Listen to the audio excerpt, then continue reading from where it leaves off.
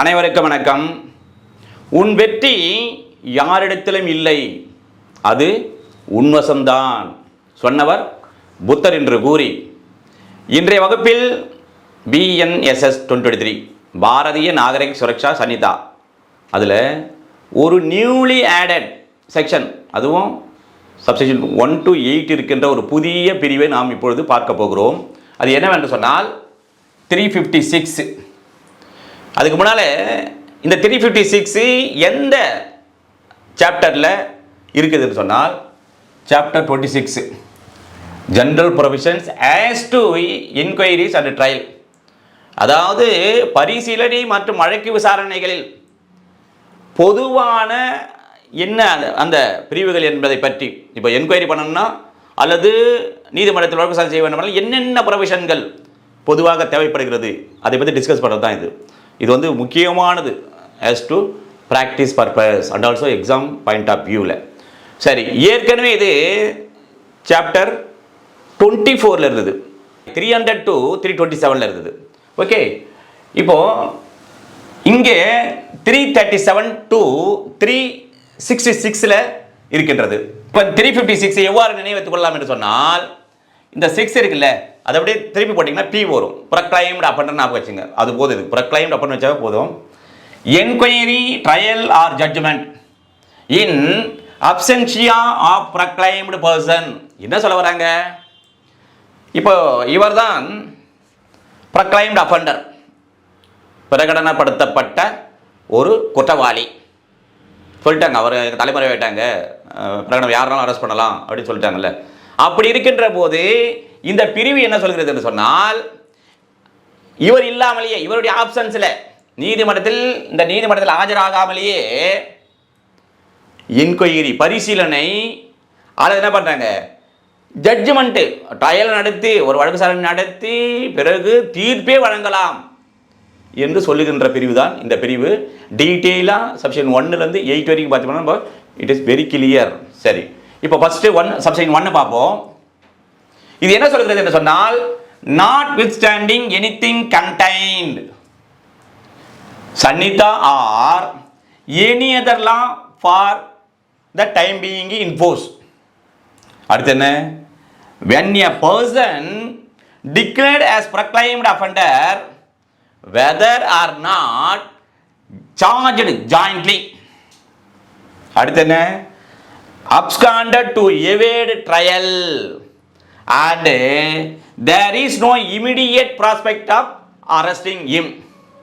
அடுத்து என்ன? it shall be deemed to operate as waiver of right of such person to be present and tried in person. and மேலும் the court shall, after recording its reasons in writing in the interest of justice, proceed with the trial in the like manner and with like effect as if he was present and pronounced the judgment. வழக்கம் போல நாம் ஒரு படவிளக்கத்தோடு பார்த்தோம்னா நமக்கு ஈஸியாகவும் புரியும், for ever இன் அவர் மைண்டில் அப்படியே நிற்கும். ஓகே, சரி, இப்போ பாருங்கள். இவர் தான் அப்ஸ்காண்டிங் அஃபண்டர், பிரகடனப்படுத்தப்பட்ட ஒரு குற்றவாளி, தலைமறைவான ஒரு குற்றவாளி.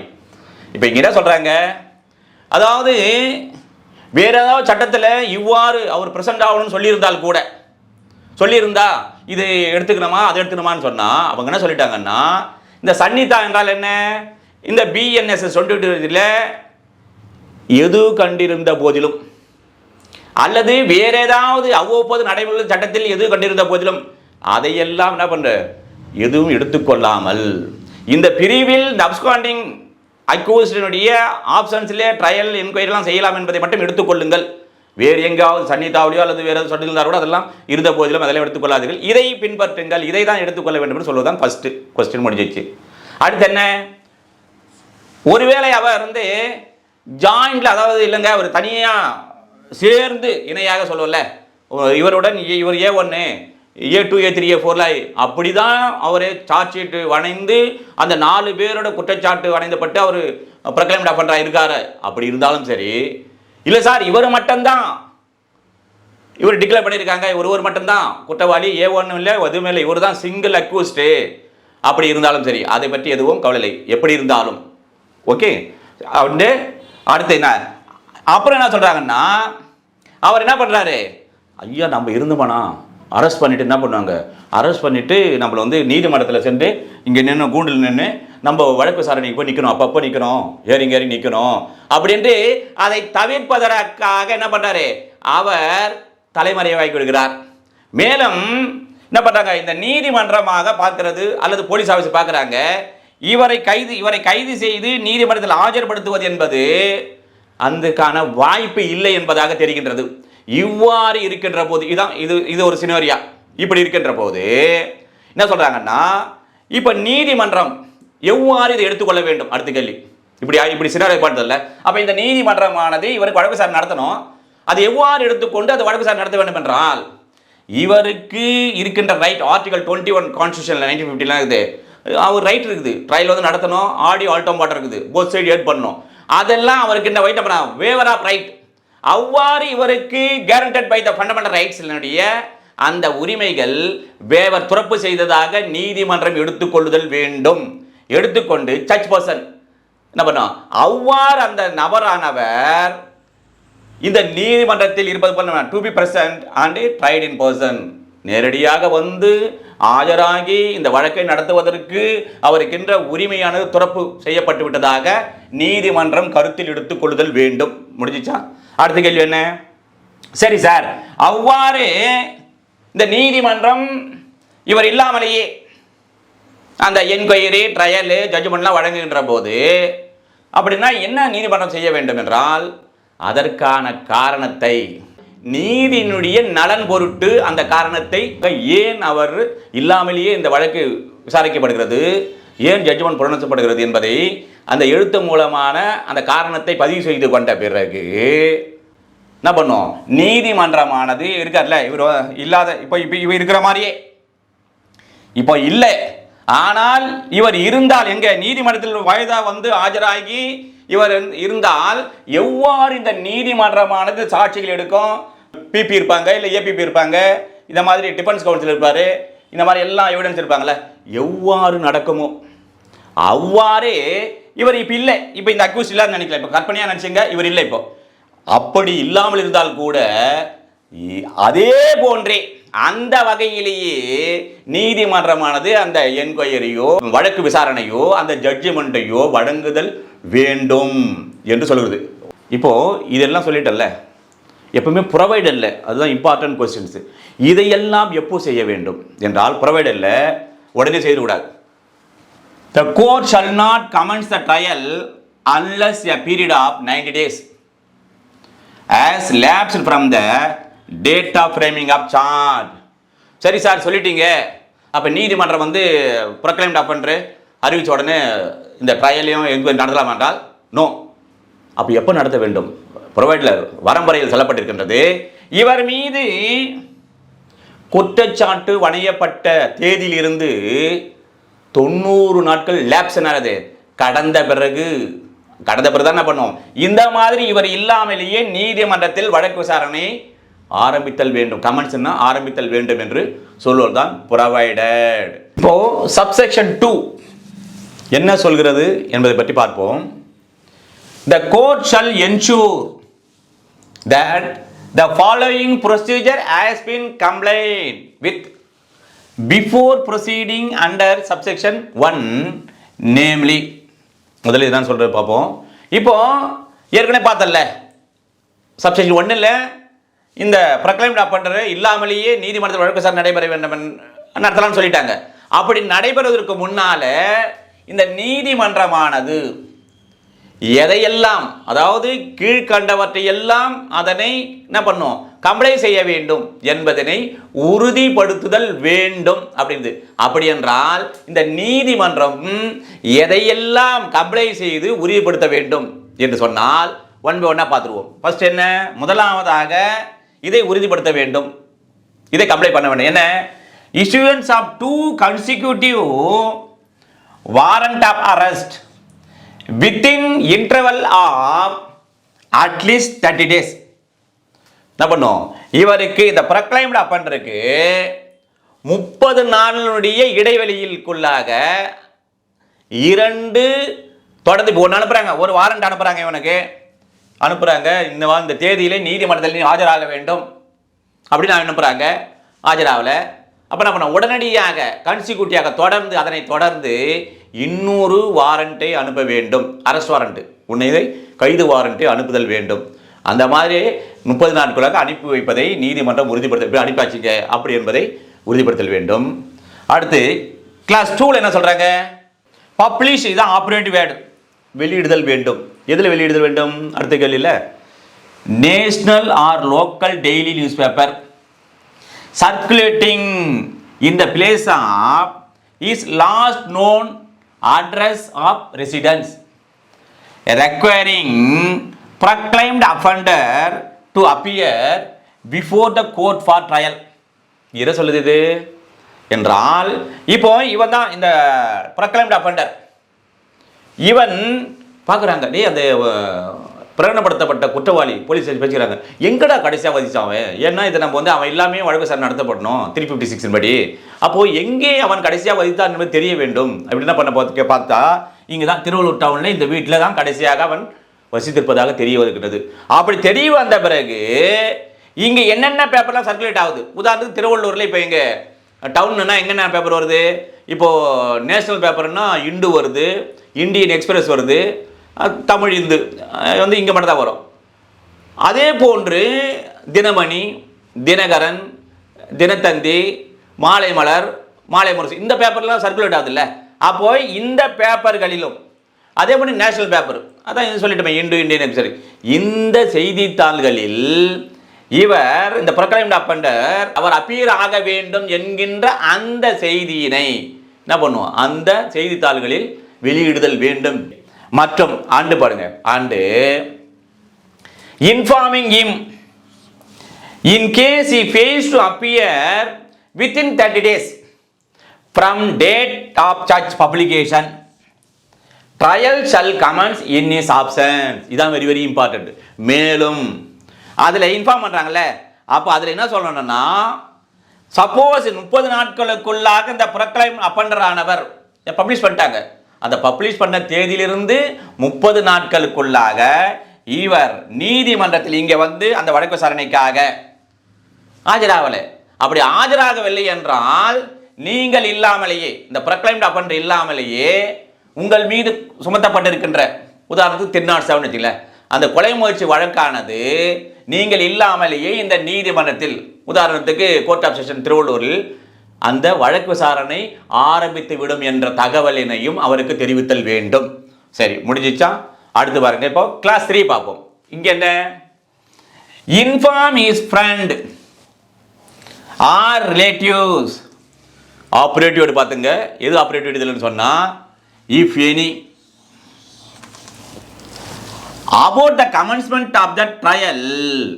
இங்க என்ன சொல்றாங்க, அதாவது ஒரு நண்பர், இப்போ நண்பர் இருக்கிறார், அல்லது ரிலேட்டிவ், சித்தப்பா, பெரியப்பா, அண்ணன், தம்பி, யாரோ ஒருவர் உறவினர்கள், அல்லது நண்பர் யாராவது இருந்தால் தான். இப்போ ஒரு கேள்வி கேட்பாங்க, as per 356 of BNS 2023 friends relative இல்லை என்றால் இந்த கிளாஸ் 3 அப்ளிகபிள் ஆகுமா ஆகாதா என்றால் no, it cannot be used or it will not be applicable for the class 3. அப்போ இருந்தால் அதான் அர்த்தம், இது ஒரு நண்பரோ, இப்போ உதாரணத்துக்கு இருக்கான், எக்ஸ் என்ற நண்பர் இருக்கிறான், உறவினர் இருக்கிறதா, அவர்களுக்கு இந்த நீதிமன்றத்தில் என்ன பண்ணோம், அந்த வழக்கு விசாரணையானது ஆரம்பிக்கப்படுகிறது என்ற தகவலினை அவர்களுக்கு தெரிவித்தல் வேண்டும். முடிஞ்சிச்சா?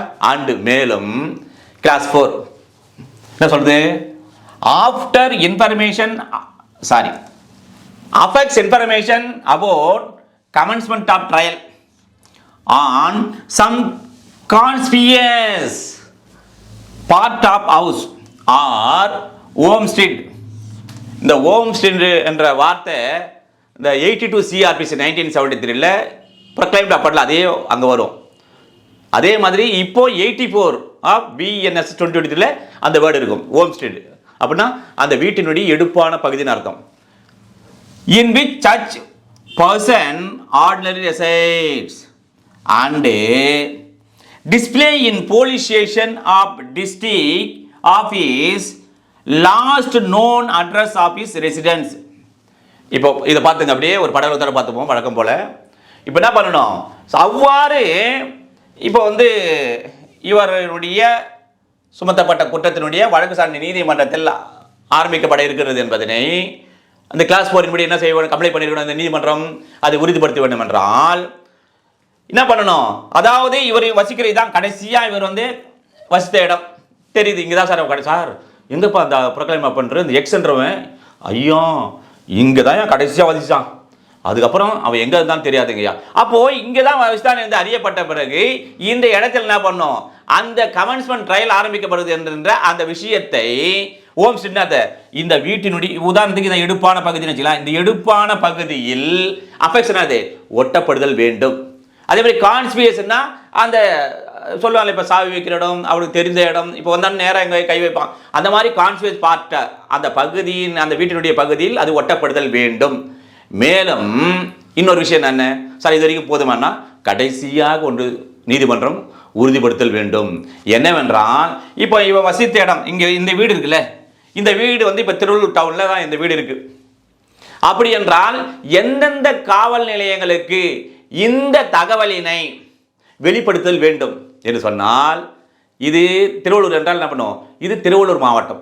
அப்போது திருவள்ளூர் மாவட்டத்தில் இருக்கின்ற ஒவ்வொரு காவல் நிலையத்திலும் இவ்வாறு இவர் ப்ரொக்ளைம்ட் அஃபெண்டர் ஆகிவிட்டார், இவர் இல்லாமலேயே இந்த நீதிமன்றத்தில் கோர்ட் ஆஃப் செஷன் திருவள்ளூரில் நடைபெற ஆரம்பிக்க இருக்கின்றது என்கின்ற அந்த தகவலினை திருவள்ளூர் மாவட்டத்தில் இருக்கின்ற அனைத்து காவல் நிலையங்களிலும் அதை வெளிப்படுத்தல் வேண்டும் என்று சொல்கிறது. இவை அனைத்தையும் இந்த கிளாஸ் 1, கிளாஸ் 2, கிளாஸ் 3, கிளாஸ் 4 இது அனைத்தையும் நாங்கள் பின்பற்றி இருக்கிறோம். அதன் பிறகுதான் நாங்கள் என்ன பண்ணோம், இந்த வழக்கு விசாரணையை இந்த ப்ரொக்ளைம்ட் அஃபெண்டர் இல்லாமல் ஆரம்பித்திருக்கிறோம் என்பதனை நீதிமன்றமானது உறுதிப்படுத்தல் வேண்டும் என்று சொல்லுதான் சப்செக்ஷன் 2. சப்செக்ஷன் 3 பார்ப்போம்.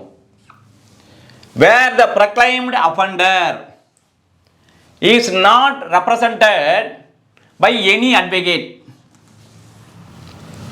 he shall be provided with an advocate for his defense at the expense of the state. இப்போ as per 1ல் இந்த proclaimed offender எல்லாமே வழக்கு விசாரணை ஜட்ஜ்மெண்ட் வரைக்கும் சொல்லலாம். சப்செக்ஷன் 2ல் இந்த எல்லாம் நீதிமன்றம் பின்பற்றியதாக உறுதி செய்யப்பட வேண்டும் சொன்னாங்க. சரி, முடிஞ்சிச்சு ரெண்டுமே. இப்போ நீதிமன்றத்தில் வழக்கு விசாரணை ஆரம்பிக்கப்படுகிறது. ஒரு வழக்கறிஞர் அவனுக்கு இல்லாமல் பண்ண முடியுமா என்றால் நோ. அப்படி என்ன பண்ணும், சப்போஸ் இந்த ப்ரொக்ளைம்ட் அஃபெண்டர் அவன் வரல, தலைமுறையாக இருக்கிறான், ஆனால் அவனுக்காக ஒரு வழக்கறிஞரை இங்கே என்ன பண்ணும், யாரும் ரெப்ரசன்ட் பண்ணலாவே, யாருமே வந்து I am appearing for the proclaimed offender namely X அப்படின்னு யாருமே அப்பியர் ஆகவில்லை என்றால் நீதிமன்றத்தில், அப்பொழுது இந்த நீதிமன்றமானது வழக்கறிஞர் கூட இல்லாமல், அவன் அக்யூஸ் தான் இல்லை, வழக்கறிஞரும் இல்லாமல் நீதிமன்றத்தில் இவன் மீது சுமத்தப்பட்ட குற்றச்சாட்டுக்கான வழக்கு விசாரணை நடத்தலாமா என்றால் நோ. அப்படி என்றால் அந்த வழக்கறிஞர் யார் நியமிக்க வேண்டும், அல்ல வழக்கறிஞர் நியமிக்கலாம் என்றால் எஸ், வழக்கறிஞர் நியமிக்கலாம்.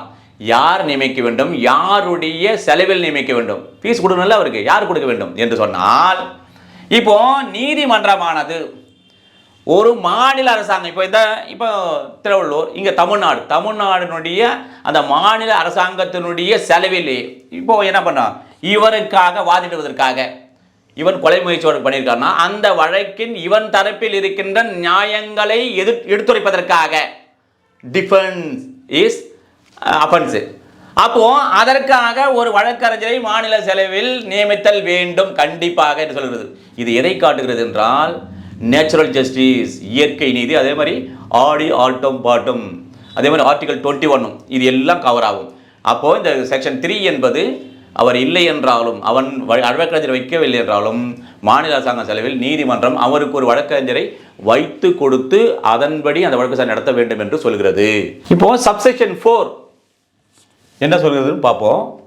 Where the court competent to try the case or commit for trial has examined any witnesses for prosecution and recorded their depositions. இப்போ வரைக்கும் பார்ப்போம். இப்போ 1 2 3 சப்ஷன் பார்த்துட்டோம். இங்க என்ன சொல்றாங்கன்னு சொன்னா, இவ்வாறு இவர் மீது சுமத்தப்பட்ட அந்த குற்றச்சாட்டினை வழக்கு விசாரணைக்கு செய்வதற்கு தகுதி வாய்ந்த நீதிமன்றமாக இருக்கின்றதில்ல.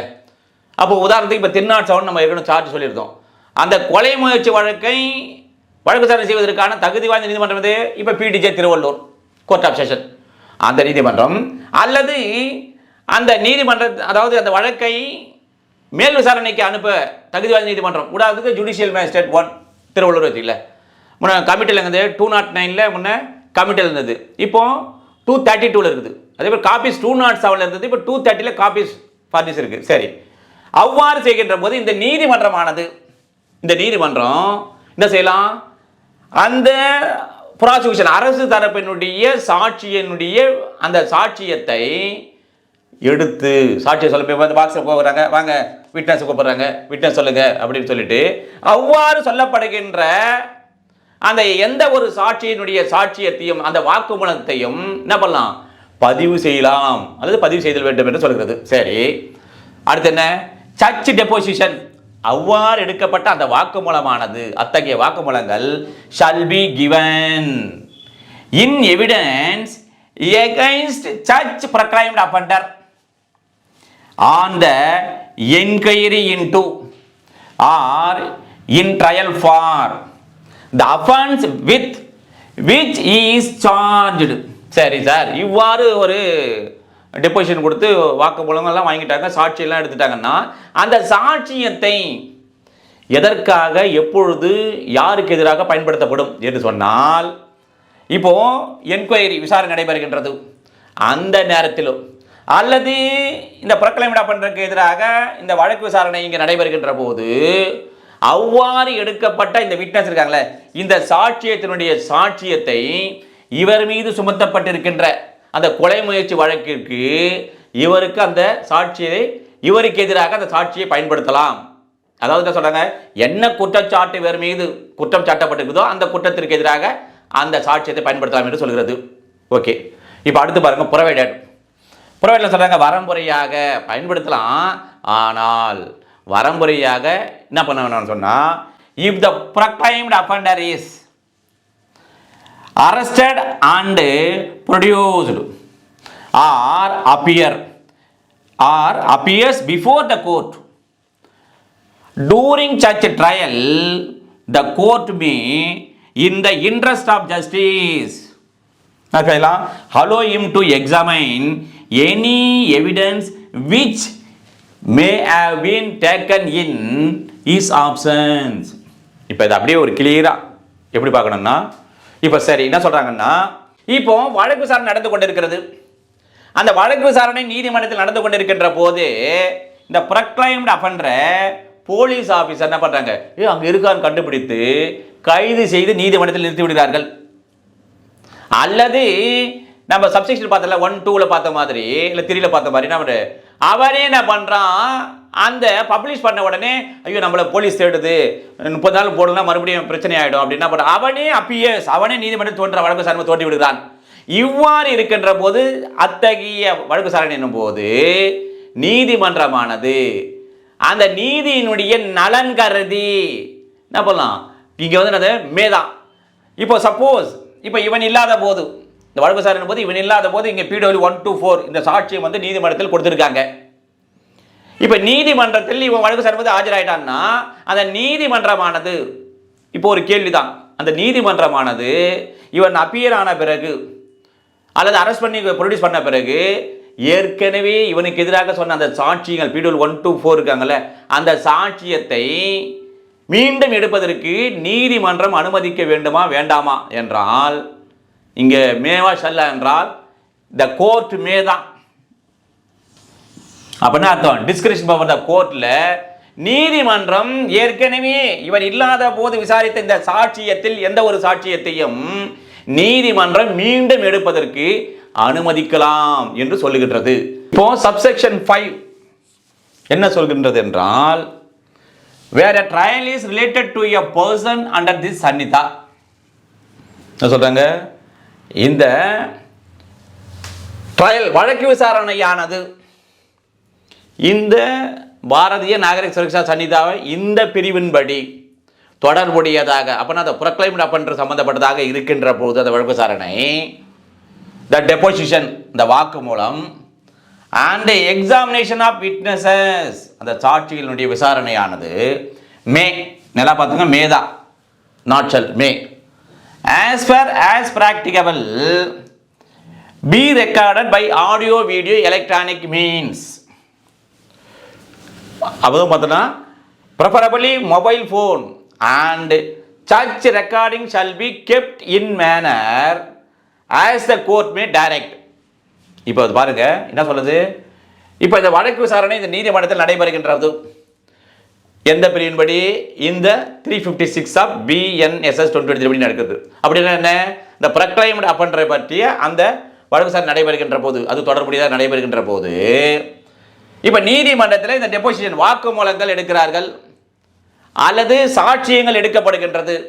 அவ்வாறு எடுக்கப்படுகின்ற போது இந்த நீதிமன்றத்திலே முடிந்த வரையில் as far as practical முடிந்த வரையில் எவ்வாறு அதனை பதிவு செய்தல் வேண்டும் என்றால் ஒளி மின்னணு பதிவுறு மூலமாக மீன்ஸ் என்ன அந்த மாதிரி ஒளி எலக்ட்ரானிக் மீன்ஸ் சொல்றல எதையெல்லாம் வருகிறதோ அவைகள் மூலமாக அதனை பதிவு செய்தல் வேண்டும் என்று சொல்கிறது. ஓகே, பதிவு செய்யலாம் மேதா சாரி வேண்டும் இல்லை பதிவு செய்யலாம் மே.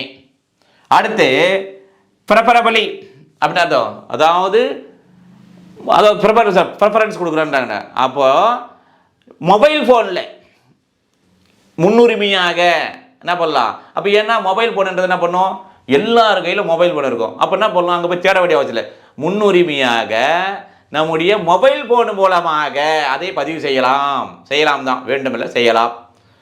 மற்றும் அவ்வாறு பதிவு செய்த அந்த பதிவினை எங்கே வைத்தல் வேண்டும் அல்லது எவ்வாறு அதை வைத்தல் வேண்டும் என்று சொன்னால் அந்த நீதிமன்றமானது உத்தரவிடுகின்ற வகையிலே அதனை பாதுகாத்து வைத்தல் வேண்டும் என்று சொல்கிறது.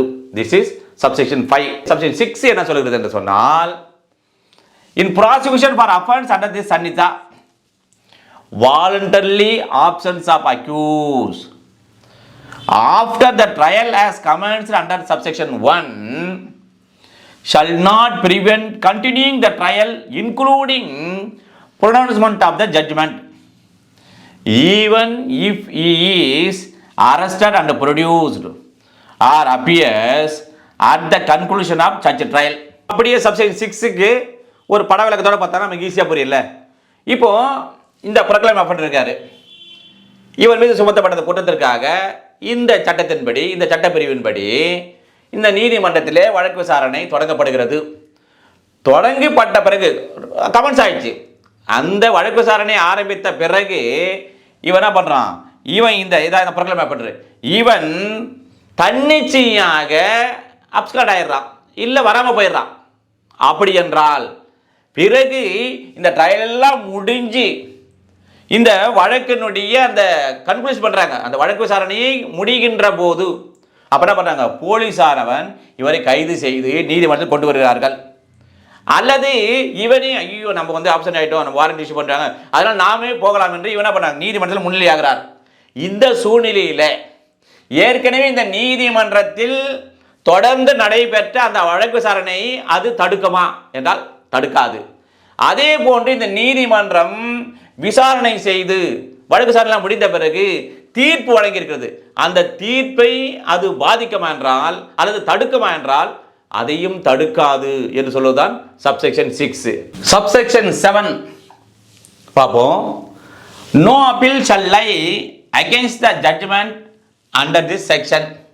இப்போ 356 ஆஃப் BNSS 2023 படி இப்போ ப்ரொக்ளைம் பண்ணிருக்கல, அதன்படி இந்த நீதிமன்ற வழக்கு விசாரணை நடைபெற்று ஒரு தீர்ப்பு வழங்கப்படுகிறது என்றால் அந்த தீர்ப்பை எடுத்து அப்பீல் மேல்முறை செய்ய முடியுமா என்றால் செய்ய முடியாது என்று சொல்கிறது. ஆனால் செய்யலாம். எப்பொழுது? unless the proclaimed offender presents himself before the court of appeal. இப்போ என்ன பண்ணுறான், இந்த ப்ரொக்ளைம்டு அஃபண்டரே அந்த மேல்முறையீட்டு நீதிமன்றத்தில் அவரே ஆஜராகிறார். உதாரணத்துக்கு இது கோர்ட் ஆஃப் செஷன், மாவட்ட அமர்வு நீதிமன்றத்தில் தீர்ப்பு வழங்கப்பட்டிருக்கின்றது. இப்போ அந்த தீர்ப்பை எதிர்த்து எங்கே ஹைகோர்ட் போனோம், இப்போ மெட்ராஸ் ஹைகோர்ட்டு போகிறோம். அப்போ அந்த மெட்ராஸ் ஹைகோர்ட்டில் இந்த ப்ரொக்ளைம்டு அஃபண்டரே நேராக சென்று அவரே முன்னிலையாகி அந்த மேல்முறையீட்டை தாக்கல் செய்து அவர் இருக்கின்ற போது அப்பொழுது அவர் செய்யலாமே தவிர, நம்ம ஆர்டினரி என்ன பண்ணுவோம், இங்கே பிடிஜேவில் வந்து ஜட்ஜ்மெண்ட் கன்விக்ஷன் கொடுத்துட்டாங்கன்னு வச்சுக்கல, நம்ம என்ன பண்ணுவோம், நம்ம அந்த அப்பலண்ட்டை நேரெல்லாம் போக வேண்டிய அவசியம் இல்லை.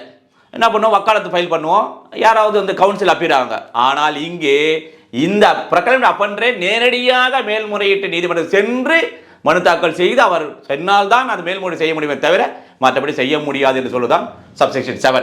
ப்ரொவைடட் இங்கே என்ன சொல்கிறாங்க, வரமுறையாக என்ன சொல்கிறாங்க, நோ அப்பீல் அகெயின்ஸ்ட் கன்விக்ஷன். இது எது, அந்த தண்டனை தீர்ப்பு எதிரான மேல்முறையீடாக shall lie after the expiry of 3 years from the date of judgment. சரி சார், இப்போ இந்த 356ல் இந்த ப்ரொக்ளைம்டு அஃபண்டர் சம்பந்தமாக ஒரு வழக்கு நடைபெற்றது. இந்த நீதிமன்றமாவது வழக்கு சார் நடைபெறுது, கோர்ட் ஆஃப் செஷன் திருவள்ளூர். இங்கே தண்டனை தீர்ப்பு வழங்கி விட்டார்கள். இந்த வழங்கிய தேதியிலிருந்து 3 வருஷம் யாரு இந்த ப்ரொக்ளைம் அஃபண்டர் எந்த அப்பீலுமே செய்யவில்லை என்றால், அதன் பிறகு ஆஃப்டர் 3 years இந்த கன்விக்ஷன் ஜட்ஜ்மெண்ட்டுக்கு பிறகு மேல்முறையீடு செய்ய முடியுமா என்றால் செய்ய முடியாது. சப்செக்ஷன் 8 பார்க்கலாம். என்ன சொல்லுது சப்செக்ஷன் 8, த ஸ்டேட் மே தான் state may by notification extend the provision of this section to any absconder mention in 84 subsection 1. Subsection 8 என்ன சொல்கிறது என்றால், இப்போ 1 to 7 பார்த்தோம், இந்த எல்லாம் இந்த ப்ரொக்ளைம் அஃபண்டருக்கு எல்லாம் பொருந்துன்னு பார்த்தல. இதுவே இந்த 1 to 7 இந்த செக்ஷன் என்னென்ன சொல்லப்பட்டுள்ளதோ இதையே ஒரு மாநில அரசாங்கமானது அறிவிக்கை வாயிலாக இந்த 84 இருக்குல்ல, 84 சப்செக்ஷன் 1 தலைமறைவான எதிரி இருக்காங்கல்ல அவர்களுக்கும் இதை பொருந்துகின்ற வகையில் இதை நீட்டிக்கலாம் என்று சொல்வதுதான் உட்பிரிவு 8. இப்போ இந்த பிரிவுக்கான தொடர்புடைய பிரிவுகள் எந்தெந்த சட்டத்தில் என்னென்ன பிரிவுகள் இருக்கின்றது என்பதை பற்றி பார்ப்போம். முதல்ல BNSS 2023 என்னென்ன பிரிவுகள் என்றால், செக்ஷன் 21K என்கொயரி எப்படி நான் பண்ணா, கேனா கேள்வி கேட்டல் அப்படி நான் வச்சுக்கலாம். அப்புறம் 21A audio video electronic means audio video நான் வச்சுக்கலாம். Chapter 29 judgment section 392 to 406 already 27 இருந்தது, 353 to 365 இருந்தது. இப்போ 258 பார்த்தோன்னா judgment of acquittal or conviction court of செஷனில் முன்னே 232 இருந்தது. அதே மாதிரி 271 acquittal or conviction warrant case by magistrate முன்னே 248 செக்ஷன் 1 AB இருந்தது. அப்புறம் 278 அக்யூட்டல் ஆர் கன்விக்ஷன் சம்மரி ட்ரையலில். அதே பார்த்தீங்கன்னா 84 to 89 ப்ரொக்ளமேஷன் அண்ட் அட்டாச்மெண்ட். அடுத்து 341 legal aid to accused at state expense in certain cases சில குறிப்பிட்ட வழக்குகளில். சாப்டர் 21 செக்ஷன் 413 to 435 அப்பீல்ஸ் முன்ன 29 இருந்தது, அப்பீலில் 372 394 இருந்தது. ஓகே, அடுத்து 415 appeals from conviction. 21P notifications. அது 355 provisions for enquiries and trials being held in absence of accused in certain cases. அடுத்து பார்த்தீங்கன்னா BSc பாரதிய சாட்சி அதிநியம் 2023 அதாவது ஏற்கனவே இருந்தது என்ன இருந்தது, இந்தியன் எவிடன்ஸ் ஆக்ட் 1872. இல்லை chapter 10 section 140 to 168 examination of witnesses முன்ன 118 to 134 இருந்தது. ஓகேவா, இப்போ செக்ஷன் 142 பார்த்தீங்கன்னா எக்ஸாமினேஷன் ஆஃப் விட்னஸஸ். சரி, அடுத்து கிரிமினல் ரூல்ஸ் ஆஃப் ப்ராக்டிஸ் 2019 என்னென்ன ரூல் என்றால், ரூல் 95 லீகல் எய்ட். அப்புறம் ஜட்ஜ்மெண்ட் பற்றி எங்கே சொல்லுதுன்னா ரூல் 105 to 108 சொல்லப்பட்டிருக்கின்றது. அடுத்து ரூல் 32 அப்ஸ்காண்டிங் அக்யூஸ்ட் பற்றி சொல்லப்பட்டிருக்கும். அடுத்து கடைசியாக கான்ஸ்டியூஷன் 1950 என்ன சொல்றது? Article 39A equal justice and free legal aid. அடுத்து article 21 right to life and personal liberty. இவ்வாறாக நீங்கள் படிக்கின்ற போது இந்த மாதிரி ரிலேட்டட் போர்ஷன் படிச்சீங்கன்னா ஒரு காம்பேக்டாக மற்ற பிரிவுகளை தெரிந்து கொள்வதற்கு மிகவும் அது உறுதுணையாக இருக்கும். நான் இவ்வாறு இந்த 356 BNS 2023 ஆனது நியூலி ஆடட் எல்லாமே, அதாவது இருக்கின்ற பிரிவு 1 முதல் 8 வரை சப்செக்ஷன், இதில் உட்பிரிவுகள் எல்லாமே புதுசு.